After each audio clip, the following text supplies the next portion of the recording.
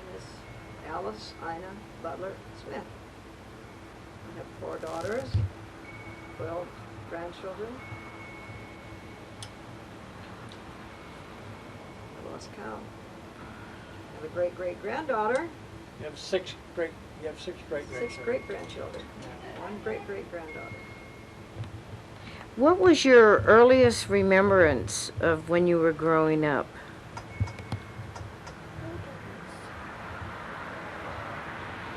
Probably playing out in the barn, playing with the animals, riding the horses, just hiking up the hills. Okay, you were the youngest of Grandma Butler's The children, youngest. and how old was your mother when you were born? She must have been about 36. Okay. And where did they live then? We lived in the ranch up there, Cedar Grove. It was homesteaded by my grandfather and grandmother, Samuel and Helena Butler. And that's where we had the reunion. That's where we had the wonderful reunion the other day. What do you remember about your sister Ethel?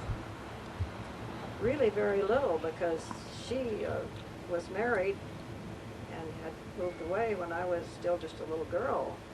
I do remember one visit she came back home, but I think she already had Kenneth and Norma at that time. Was that when she divorced Grandpa? Well, I suppose it was, but it meant nothing to me at that time. It was just that she was home on a visit. And they were there some, I think, 5 years. I wouldn't know that either. Okay. I see a squirrel out there. What's your favorite color? Yellow, probably. Okay. How tall are you? About 5'1" now. I was a little taller. 2 or 3 inches taller. What do you remember about grammar school?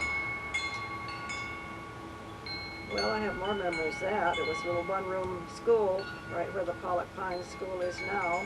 We had the same teacher every year but 1 year. And she was a wonderful teacher.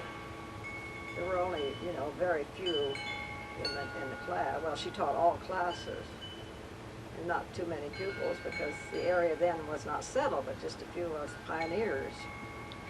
And what year was that? Well, I graduated in 1919. Oh, okay. Grandma Butler, did she ever work outside of the home? She never had time to work outside the home.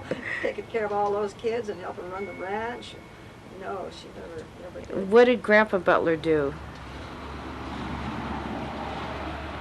You mean Samuel? No, your father. My father. He kept the farm up. And that was his vocation? Same ranch. Took it over when his mother died, when Helena died. He tried his best to keep the farm going. All kinds of fruit, raised animals, raised that big field that you saw up the hill. It used to be a grain field. And all the fruit and had vegetable gardens that he sold. He got wood, sold the wood, all of the lagging and all of that. As you were growing up, as you graduated from high school? I didn't graduate. I went to part-time high school, and then I went to Heels Business College. And what did you do for a vacation? For a vacation? Vocation. Vocation. I went to work. What did you do? I worked for title companies, banks, savings and loans.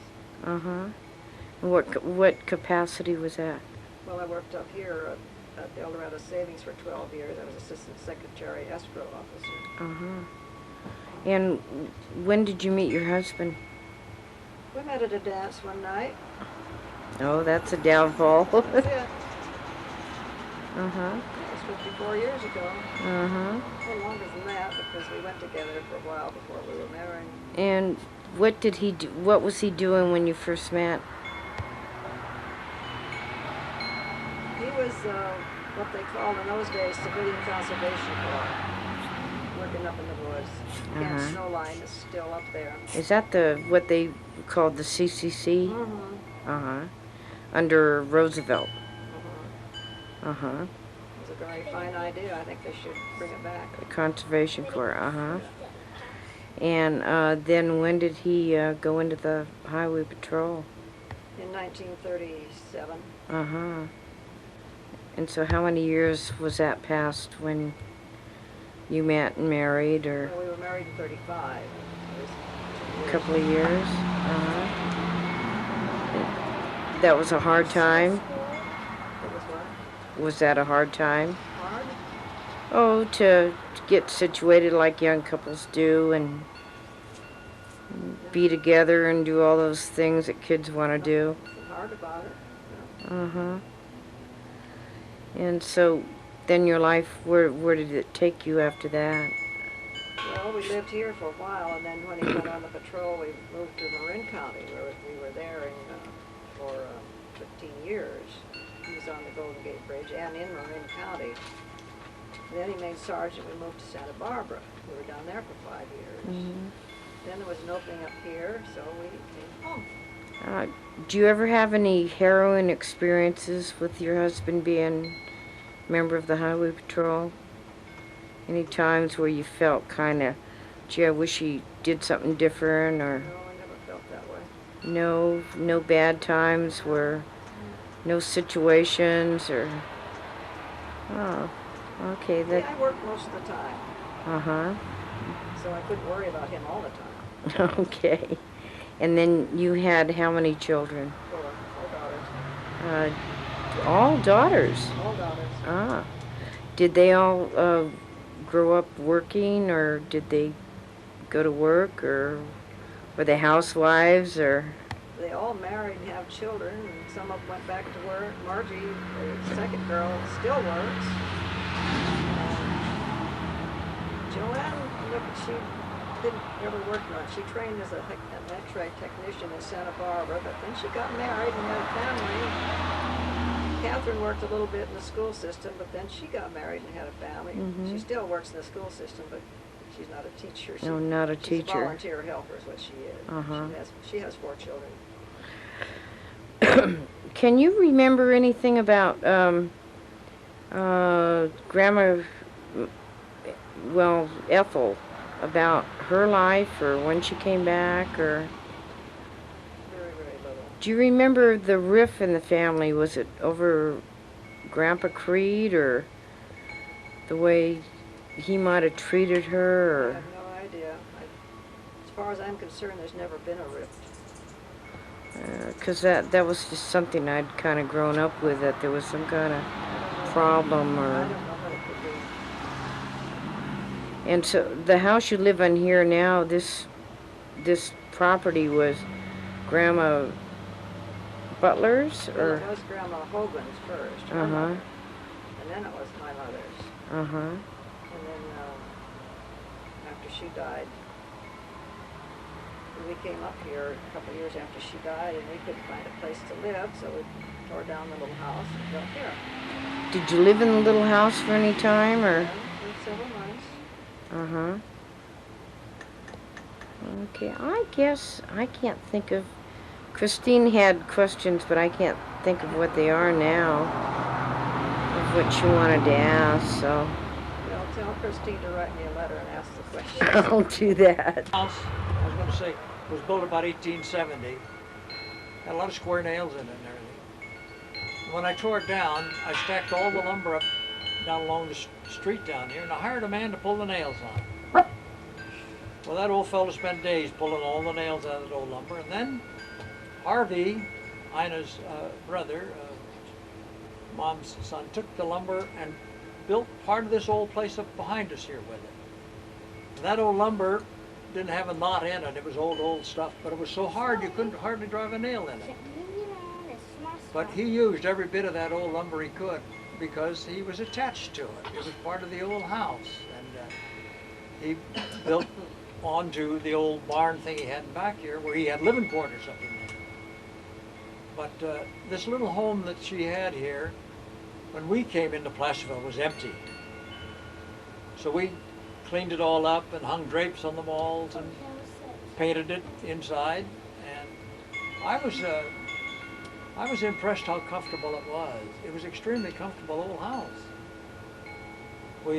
I always felt kind of sorry that along the line that maybe I didn't get here soon enough to bring her all the new modern conveniences we had.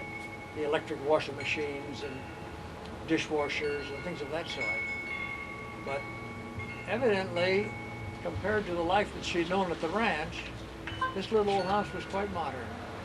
Electricity with electric hot water heater and all those things. But I remember we had some very, very pleasant, well, we lived in about a year here, and it was a very happy time. In fact, we had visitors come that thought it was just wonderful, that it was such an old home, and you could see that it was built in the early years, that they were able to come and stay in it. So we enjoyed it very, very much, until one day we just got to thinking we got to build a new house. We needed more room. We have our daughters. So Ina said, well, if you're going to build a new house, I want you to save, she named, there was a rose bushes and grapevines and lilacs and all of these things. We dug them all up, transplanted them back out here, way out back, and kept them wet until the house was finished. Then we brought them all back in again. The grapevine arbor here is the old original grapevine, and the lilacs were all the old original lilacs. We brought them all back. The only thing that we lost, My Cecil Bruner roses. some roses. We had some roses. We had a green rose of some kind. We lost that. But we managed to save just about everything she had planted around here. I'm sorry, I made a mistake. That old house had a cellar in it. And when I built this new house, I filled that cellar in and built over it. I'm sorry I did. I actually kept it.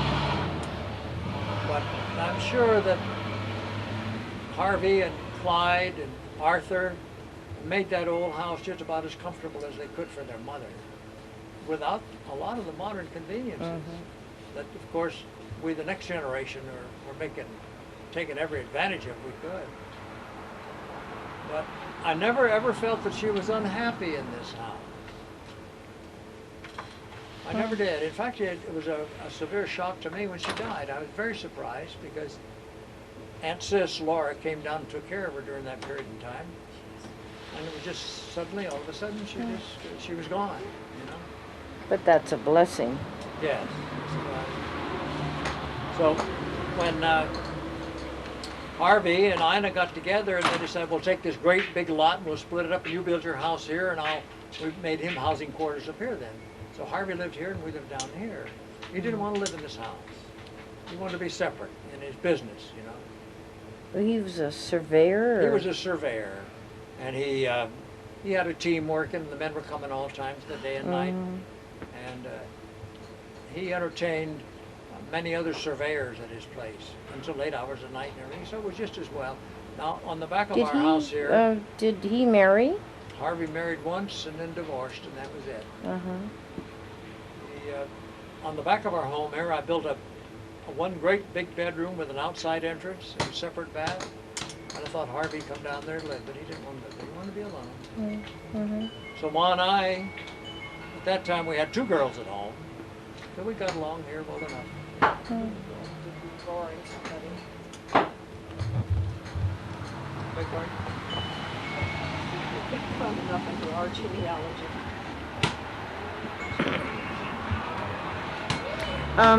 Ina, what's your favorite flower?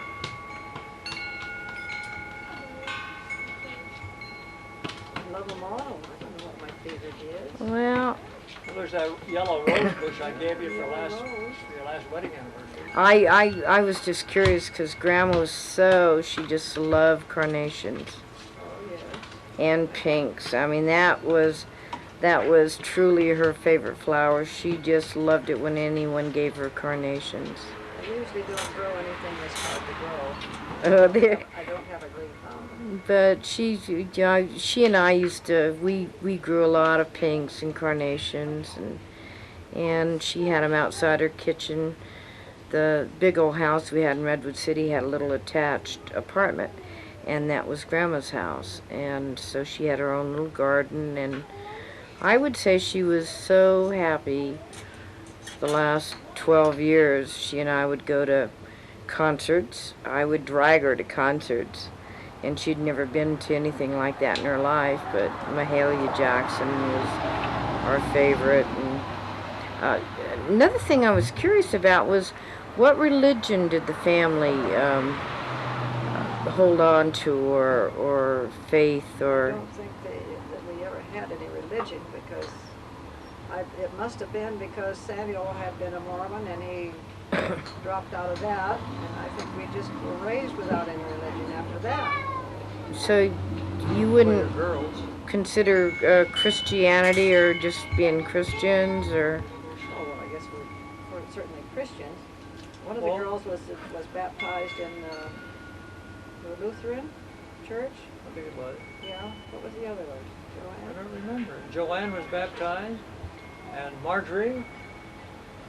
Did Catherine? Well- Was Catherine back? Well, Catherine went to the Catholic Church when Yeah, she married her. took instruction in the Catholic Church when she married Richard. Yeah. Now, She with tried my it. children, I was married to a devout Catholic, so when my husband died very young, I raised my three in non-denominational church, so that when they got old enough, they could choose if they wanted to choose his religion, which wasn't mine, or I was brought up Methodist, and so they went their separate ways. Christine chose to be a Mormon, and my son, he had a small Christian church at one point down in Southern California, and then I remarried. I remarried a diehard Baptist, and Lisa has gone to Baptist church, which is... My excuse, I don't believe in,